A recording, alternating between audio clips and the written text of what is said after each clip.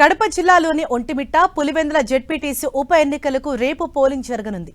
ఇందుకోసం అధికారులు అన్ని ఏర్పాట్లు చేశారు. రేపు ఉదయం 7 గంటల నుంచి సాయంత్రం 5 గంటల వరకు పోలింగ్ జరగనుంది. ఈ నెల 14న రిమ్స్ సమీపంలోని మౌలానా ఆజాద్ ఉర్దూ యూనివర్సిటీలో కౌంటింగ్ నిర్వహించి ఫలితాలు వెల్లడించనున్నారు అధికారులు.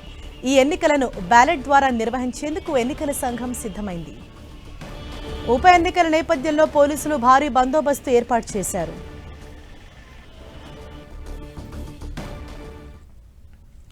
ఇదే విషయంపై మరింత సమాచారం మా ప్రతినిధి సురేంద్ర మనకు అందిస్తారు. సురేంద్ర, రేపు జరగబోయే ఈ ఉప ఎన్నిక పోలింగ్ కు సంబంధించి ఎటువంటి ఏర్పాట్లు జరుగుతున్నాయి, అలాగే ఎప్పుడు ఫలితాలను వెల్లడించనున్నారు?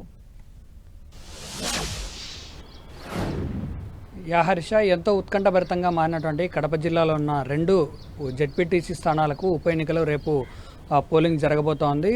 ఒంటిమిట్ట, పులివెందుల ఈ 2 జెడ్పీటీసీ స్థానాలకు జరగబోయే ఎన్నికలకు సంబంధించిన ఏర్పాట్లన్నింటినీ అధికారులు పూర్తి చేశారు. కలెక్టర్ శ్రీధర్ అలాగే ఎస్పీ అశోక్ కుమార్ ఇద్దరు కూడా ప్రత్యేకంగా 2 ప్రాంతాల్లో పరిశీలించడంతో పాటు అక్కడికి ఇవాళ ఉదయమే పోలింగ్ సామాగ్రి అన్నింటినీ కూడా తరలించారు. బ్యాలెట్ పద్ధతిలో ఏర్పాటు చేస్తున్నటువంటి ఎన్నికలకు సంబంధించి 3 రోజుల పాటు ఎన్నికల్లో పాల్గొనబోయే సిబ్బందికి ప్రత్యేక శిక్షణ కార్యక్రమాలు కూడా ఏర్పాటు చేసి వాళ్ళను రేపు పోలింగ్లో పాల్గొనేలా ప్రత్యేకమైన ఏర్పాట్లు కూడా చేశారు. ఇటు పోలీసు బందోబస్తు విషయానికి వస్తే దాదాపు 1200 నుంచి 1300 మంది పోలీసులను ఈ ఎన్నికలకు సంబంధించి ఉపయోగించుకునేలా పోలీసులు ప్రత్యేకమైన ఏర్పాట్లు చేశారు. డీఐజీ కోయ ప్రవీణ్తో పాటు ఎస్పీ 4 ఎస్పీలు, దాదాపు ఒక 8 మంది డిఎస్పీలతో పాటు 16 నుంచి 18 మంది ఎస్ఐలు, ఇలా చాలా రకాలైనటువంటి పోలీస్ యంత్రాంగం అంతా కూడా పులివెందుల, ఒంటిమిట్ట ప్రాంతానికి చేరుకున్నారు. అక్కడే రేపు జరగబోయే పోలింగ్కి సంబంధించిన ప్రతి విషయాన్ని క్షుణ్ణంగా పరిశీలించి లోపలికి